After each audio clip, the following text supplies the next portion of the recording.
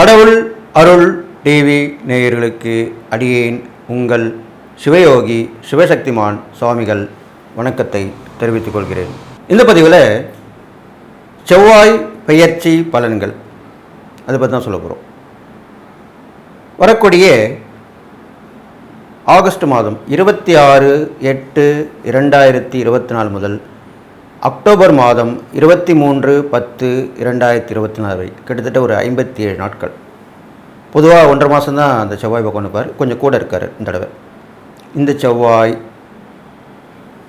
ரிஷபராசியிலிருந்து மிதுனராசி செல்லக்கூடிய மிதுன செவ்வாய் பயிற்சி பலன்கள் என்று சொல்லப்படுவதாகும். அதனுடைய பயிற்சி பலன்களை முதலில் பொது பலன் சொல்லிவிட்டு அடுத்ததாக 12 ராசிக்கும் சொல்ல இருக்கிறேன். அதுக்கு முன்னாடி என்னுடைய குருநாதன் வணங்குங்கள். ஓம் குருப்யோ நம. நற்பவி நற்பவி நற்பவி. ஓம் காஞ்சிவாசாய வித்மகி சாந்தரூபாய தீமகி தன்னோ சந்திரசேகர பிரச்சோதயாத். என் ஆத்மாந்தன் மகா காளி வணங்குறேன். ஓம் காளிகாசாய வித்மகி மசான வாசின்ன தீமகி தன்னோ அகோர பிரச்சோதயாத். செவ்வாய் பயிற்சி பலன்கள் போது பார்க்கும் பொழுது செவ்வாய்க்கு சனி கிரகத்தை போலவும் குரு பகவானுடைய அந்த கிரகத்தின் பார்வை போல 3 பார்வைகள் அதற்கு உண்டு. செவ்வாய் தான் இருக்கும் இடத்திலிருந்து 4ஆம் வீட்டையும் 7ஆம் வீட்டையும் 8ஆம் வீட்டையும் பார்ப்பார். 3 பார்வைகள் உண்டு. அந்த வகையிலே இந்த மிதுன செவ்வாயில் இருந்து கன்னி ராசியையும் தனுசு ராசியையும் மகர ராசியையும் பார்க்க இருக்கிறார். அப்படி பார்க்கும் பொழுது பொது பலன்கள் சொல்லக்கூடிய வகையிலே பார்க்கும் பொழுது செவ்வாய் இது நாள் வரை குருவுடன் இருந்து குருமங்கள யோகம் ஏற்படுத்தி கொடுத்திருந்தார். இப்பொழுது அந்த குருவை விட்டு விலகி மிதுன ராசிக்கு பயிற்சி ஆகிறார். மிதுனத்திற்கு புதனுக்கும் செவ்வாயும் பகை ஒன்றும் கிடையாது. இருந்தாலும் அந்த மிதுன ராசியிலிருந்து அவர் பார்க்கக்கூடிய பார்வையும் பலன்களும் அவர் பயிற்சி ஆகும்போது உள்ள கிரக நிலைகள் வைத்துமே இந்த பொது பலன்கள் சொல்லப்படுகிறது. அந்த வகையில் பார்க்கும் பொழுது ரிஷபராசியிலே குரு பகவான், மிதுன ராசியிலே செவ்வாய் பகவான், கடகராசியிலே புத பகவான், சிம்ம ராசியிலே சூரிய பகவான், கன்னி ராசியிலே கேது பகவானும் சுக்கிர பகவானும், அடுத்ததாக கும்பராசியிலே சனி பகவானும், மீன ராசியிலே ராகு பகவானும் வீற்றிருக்கிறார்கள். இந்த வகையிலே இருக்கக்கூடிய இந்த கிரக நிலவரங்களை வைத்து பொது பலனை சொல்லப் போகிறேன். இதனால் வரைக்கும் இருந்த யோகங்கள் சற்றே விலகி இருக்கிறது. இருந்தாலும் மிதுன ராசியிலே செவ்வாய் பயிற்சி ஆவதால் அந்த செவ்வாயுடைய தன்மையான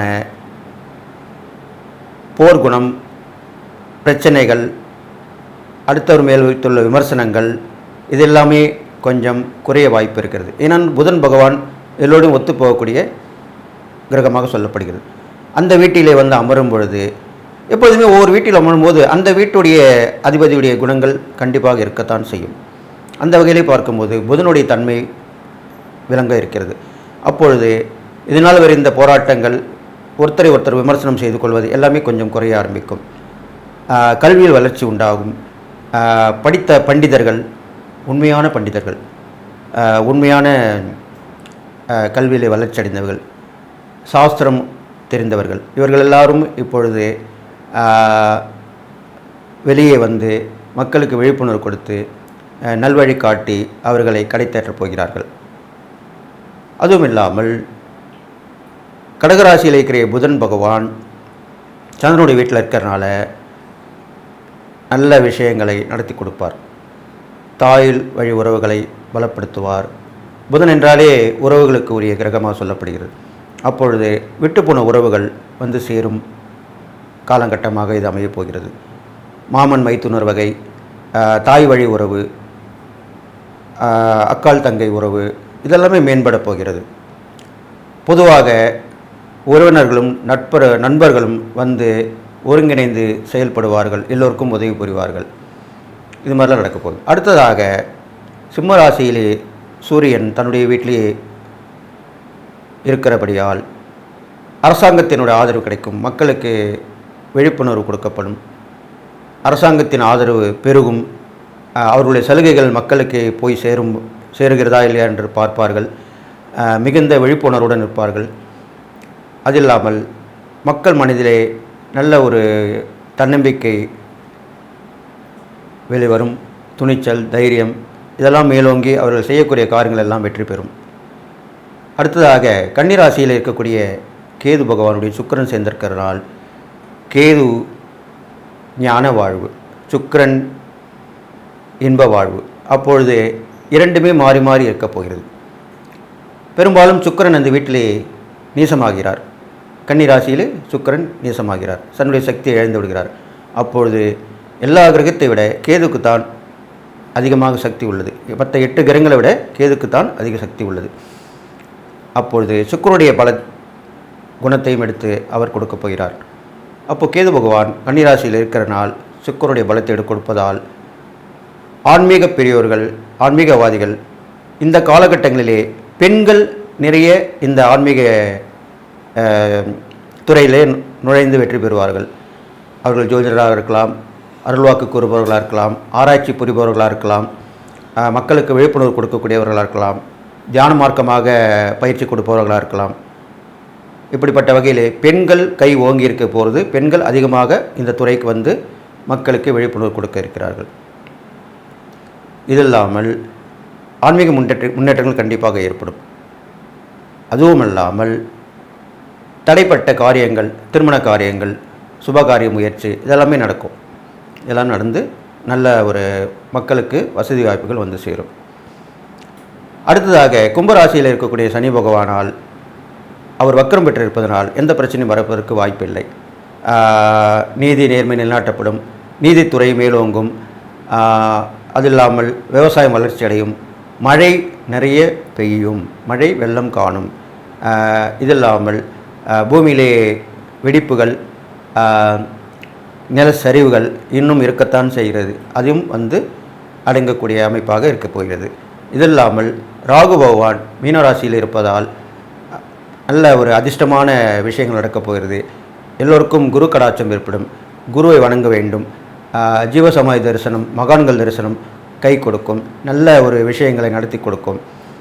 கடைசியாக ரிஷபராசியிலே குருவும் சந்திரனும் இருக்கிறார்கள். குரு மங்களயோகம் போய்விட்டாலும் இந்த செவ்வாய் பயிற்சியின் போது சந்திரன் குருவனிலிருந்து குரு சந்திர யோகத்தை ஏற்படுத்தி கொடுக்கிறார். ஏனென்றால் ஒரு யோகம் போனால் இன்னொரு யோகம் வருகிறது. அதனால் குரு சந்திர யோகம் எல்லோருடைய வாழ்விலுமே ஒளி வீசக்கூடிய அமைப்பாக இருக்கும். நல்ல ஒரு புகழ், பதவி, செல்வம், அந்தஸ்து எல்லாமே தேடி வரும் மக்களுக்கு. இது பொதுவான பலனாக சொல்லப்பட்டிருக்கிறது என்று சொல்லி இனி வரும் 12 ராசிக்குண்டான பலனை போய் பார்க்க போகிறோம். அதற்கு முன்னாடி என்னுடைய உபாசன வேதனா மகாவாராகி நான் வணிகன். ஓம் மகிஷத் பஜாகி வித்மகி சண்டகஸ்தாத்மிகி தன்னோ வாராகி பிரஜோதயாத். வாராகி பரிபூர்ண கடைக்கு சொல்லி வாழ்த்தி அதிசயம் நிகழ்த்தும் யட்சினி, கருங்குட்டி, ஜின் போன்ற அனைத்து தெய்வங்களையும் கண்ணில் காண்பித்து பேச வைத்து கொடுக்கப்படும். அதோடு செய்வினை, ஏவல் பிரச்சனைகளில் இருந்து முழுவதும் விடுபட, செய்தவர்களுக்கே திருப்பிவிட, கணவன் மனைவி பிரச்சனை விலகி ஒன்று சேர, தவறான உறவில் இருந்து விடுபட, தொழில் வியாபாரத்தில் வெற்றி கொடி நாட்ட, குடும்பத்தில் ஒற்றுமை மேலோங்க, சகல ஐஸ்வர்யங்களையும் பெற்று பெருவாழ்வு வாழ உடனே தொடர்பு கொள்ளுங்கள். ஜெயா டிவி புகழ் மேல்மருவத்தூர் ஞானகுரு அவர்களை. ரிஷபராசிக்காரர்களுக்கு ஓரளவுக்கு நல்ல பலன் தான் இப்போ ஓரளவுக்கு நடந்துகிட்ருக்கு. ரொம்ப மோசம் சொல்ல முடியாது. இருந்தாலும் உங்கள் ராசி அதிபதி செவ்வாய் இல்லையா, அதனால் செவ்வாய் பயிற்சி கண்டிப்பாக பார்க்கணும். எப்பயுமே இந்த செவ்வாய் பயிற்சி ஒரு கிரக பயிற்சி ஆகுதுன்னா அந்த கிரகத்துடைய ராசியில் பிறந்தவங்க கண்டிப்பாக அதை உற்று கவனிக்கணும். அதை யார் மற்றவங்க கவனிக்கிறாங்களோ நீங்கள் முழு கவனத்தோடு பார்க்கணும், செய்யணும். அந்த வகையில் தான் இந்த மேசராசிக்காரங்க, விருச்சிக ராசிக்காரங்க 2 பேருமே இந்த செவ்வாய் பயிற்சி பலனை கண்டிப்பாக கவனமாக பார்த்து நடந்துக்கிட்டிங்கன்னா உங்கள் ராசி அதிபதி அவர் உங்கள் ராசிக்கு உரியவர். அதனால் அப்போ அவருடைய பலன்களை நீங்கள் கண்டிப்பாக தெரிஞ்சு நடந்துக்கிட்டு என்ன சொல்கிறாங்க, ஏது சொல்கிறாங்க, என்ன பரிகாரம் சொல்கிறாங்க, என்ன தான தர்மம் பண்ண சொல்கிறாங்க, அதெல்லாம் கேட்டு நடந்தீங்கன்னா கண்டிப்பாக இந்த காலகட்டத்தை கடந்து வந்துடுவீங்க. உங்கள் விருச்சிக ராசிக்கு பார்க்கும்போது கண்டிப்பாக நல்ல பலன்கள் தான் இப்போ நடக்க போகுது. பெரும்பாலும் உங்களுக்கு எழுந்ததெல்லாம் வந்து சேரப்போகுது. வேறொரு வகையில் வந்து சேரும். அதே வகையில் தான் வரணும் அர்த்தம் இல்லை. ஒருத்தட்ட பணம் கொடுத்து ஏமாந்துருப்பீங்க, அது இன்னொருத்தர் மூலிமா ஒரு வரவு வந்து சேரும். அவர் உங்களை ஒரு வேலை முடிச்சு கொடுக்க சொல்லுவார். முடிச்சு கொடுப்பீங்கன்னா நீங்கள் இழந்த பணத்துக்கு ஈக்குவலாகவும் வரும், அது மேலேயும் வரும். இப்படி தான் வரப்போகுது. அது மாதிரி வந்து சேரும். மறு வழியில் வரும். அது எப்படி வரும், ஏதாவது வரும் சொல்ல முடியாது, ஆனால் வரும். அந்த மாதிரி தான் வரப்போகுது. அப்போது அது நீங்கள் பயன்பெற்று சந்தோஷமடைய போகிறீங்க. குடும்பத்தில் எல்லோருடையும் அனுசரணையாக இருக்க போகிறீங்க, ஆதரவாக இருக்க போகிறீங்க.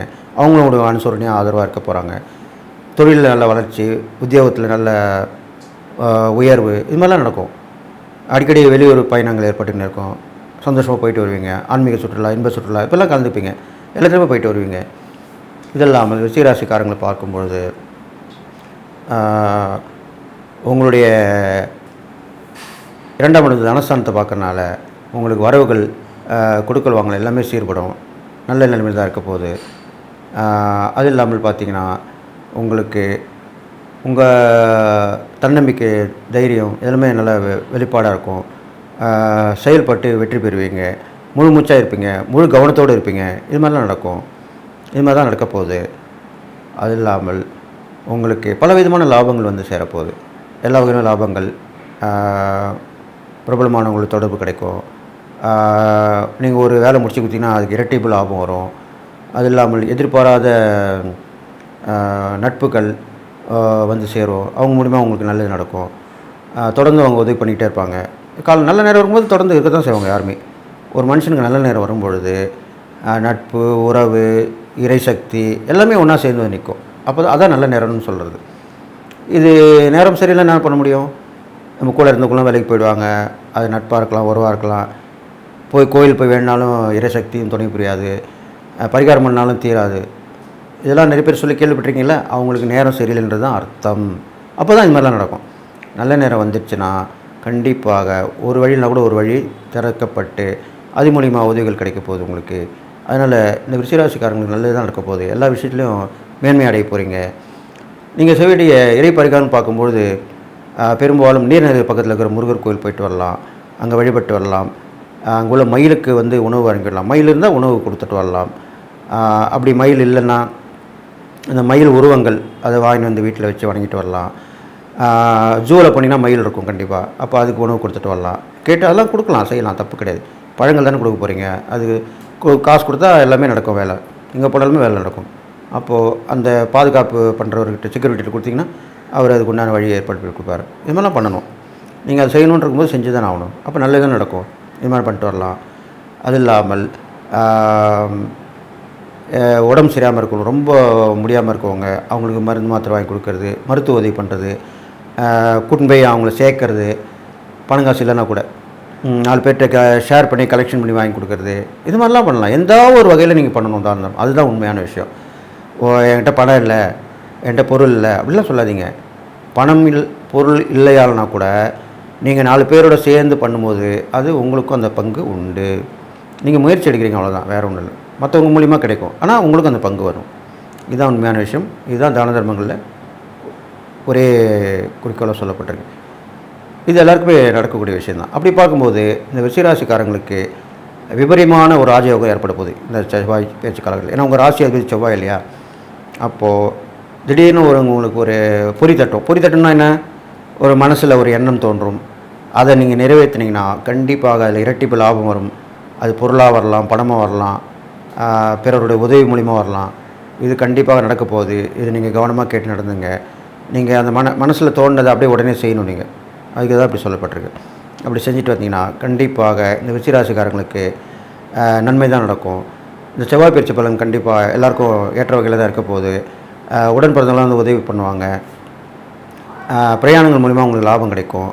அந்த பிரயாணங்கள் மூலிமா நன்மையும் உதவிகளும் அதிகமாக கிடைக்க போகுது. அது இல்லாமல் பிரயாணம் போயிட்டு வந்தீங்கனாலே ஒரு சேஞ்சு, ஒரு திருப்பம் கண்டிப்பாக ஏற்படும். இது மாதிரிலாம் நடக்கும். அது இல்லாமல் பக்கத்தில் எதிர் வீடு உள்ளவங்களுக்குலாம் கிட்ட நீங்கள் அவங்களையும் கூட அதில் பங்கு பெற வைக்கலாம். இப்போ ஒரு சுற்றுலா போகிறீங்க, ஒரு டூர் போகிறீங்க, அது நிறைய பேர் என்ன பண்ணுவாங்க, ரகசியமாக போய்ட்டு ரகசியமாக வரும். அதான் உண்மையான விஷயம் கூட. ஆனால் உங்களுக்கு சில பேருக்கு சொல்லுவாங்க இல்லையா, இப்படி தான் நீ இருக்கணும், இப்படி தான் நடக்கணும், பண்ணணும். அந்த வகையில் இந்த விருச்சிகராசிக்காரங்க இப்போ உள்ள காலகட்டத்தில் நீங்கள் ஒரு கோயிலுக்கு போய் நன்மை பெற போகிறீங்கன்னா பக்கத்தில் உங்கள் கூட்டு கூட நீங்கள் போகலாம், தப்பு கிடையாது. அப்போ அவங்களுக்கு அந்த பலன் கிடைக்கும். இப்போ உள்ள காலகட்டத்தில் அப்படி சொல்லப்பட்டிருக்கு. இதான் சூட்சமான பரிகாரம். அவங்களும் நல்லாயிட்டாங்கன்னா அவங்க சந்தோஷப்பட்டாலே உங்களுக்கு நன்மை நடக்கும். அப்போது நெருங்கிய உறவு, நெருங்கிய நட்பு, எதிர் வீடு, பக்கத்து வீடு, இவங்களெல்லாம் கூட கூட்டின்னு போயிட்டு நீங்கள் பெற்ற அந்த புண்ணியத்தையோ, நீங்கள் பெற்ற அந்த சந்தோஷமான விஷயத்தையோ அவங்களும் பெறுற மாதிரி செய்யலாம். இது முக்கியமான விஷயமாக சொல்லப்பட்டிருக்கு. இதில் இருக்கிற சந்தோஷம், இதில் இருக்கிற வரக்கூடிய லாபம், இதில் வரக்கூடிய புண்ணியம் வேறு எதுவும் கிடைக்காது. ஏன்னா மகிழ்வித்து மகிழ் அப்படின்னு சொல்லியிருக்கேன் இல்லையா சாஸ்திரம், முன்னோர்கள் சொல்லிட்டு போயிருக்காங்க. அது மாதிரி தான். அதனால் இந்த மாதிரி செஞ்சிங்கனாக்கா கண்டிப்பாக நல்லது நடக்கும். எல்லோரும் அனுசரித்து போங்க, ஆதரவாக இருங்க, ஒற்றுமையாக இருங்க. அதிகமாக பேச்சை வச்சுக்காதீங்க, குறைச்சி பேசிட்டு வாங்க. எப்பவுமே குறைவாக பேசினாலே நம்ம பலன் அதிகமாக கிடைக்கும், நம்ம செயலில் அதிகமாக காட்டுவோம். அதுதான் உண்மையான விஷயம். அது மாதிரி பண்ணிட்டு வாங்க. போட்டி பந்தயங்கள் இருந்தால் கூட கலந்துங்க, அதில் கூட வெற்றி பெறதுக்கு வாய்ப்பு இருக்குது. இது மாதிரிலாம் பண்ணிட்டு வந்திங்கன்னா இந்த விருச்சிகராசிக்காரங்களுக்கு இந்த கெடுபலன் கொஞ்சம் நற்பலன் தான் ஏற்பட போகுது. நான் சொன்ன இந்த இறை பரிகாரங்கள், தான தர்மங்கள் இதெல்லாம் பண்ணிட்டு வந்தாலே இந்த செவ்வாய் பேச்சு பலன் கடந்து விடலாம்.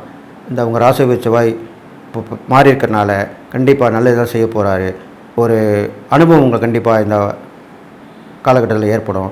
அதை நீங்கள் அனுபவித்து பின்வரும் காலங்களில் அதை பயன்படுத்திக்கணும்னு சொல்லிட்டு நீங்கள் எல்லா நாளும் பெற்று வாழ்ப்புன்னு சொல்லி வாழ்த்தி விடைபெறுகிறேன். நன்றி, வணக்கம். கடவுள் அருள் டிவியை பார்த்தமைக்க நன்றிகள். மேலும் இது போன்ற தகவல்களை தெரிந்து கொள்ள கடவுள் அருள் டிவியை சப்ஸ்கிரைப் செய்யுங்கள். மறக்காமல் பெல் ஐக்கானை கிளிக் செய்யுங்கள். அதிசயம் நிகழ்த்தும் யட்சினி, கருங்குட்டி, ஜின் போன்ற அனைத்து தெய்வங்களையும் கண்ணில் காண்பித்து பேச வைத்து கொடுக்கப்படும். அதோடு செய்வினை ஏவல் பிரச்சனைகளில் இருந்து முழுவதும் விடுபட, செய்தவர்களுக்கே திருப்பிவிட, கணவன் மனைவி பிரச்சனை விலகி ஒன்று சேர, தவறான உறவில் இருந்து விடுபட, தொழில் வியாபாரத்தில் வெற்றி கொடி நாட்ட, குடும்பத்தில் ஒற்றுமை மேலோங்க, சகல ஐஸ்வர்யங்களையும் பெற்று பெருவாழ்வு வாழ உடனே தொடர்பு கொள்ளுங்கள். ஜெயா டிவி புகழ் மேல்மருவத்தூர் ஞானகுரு அவர்களை.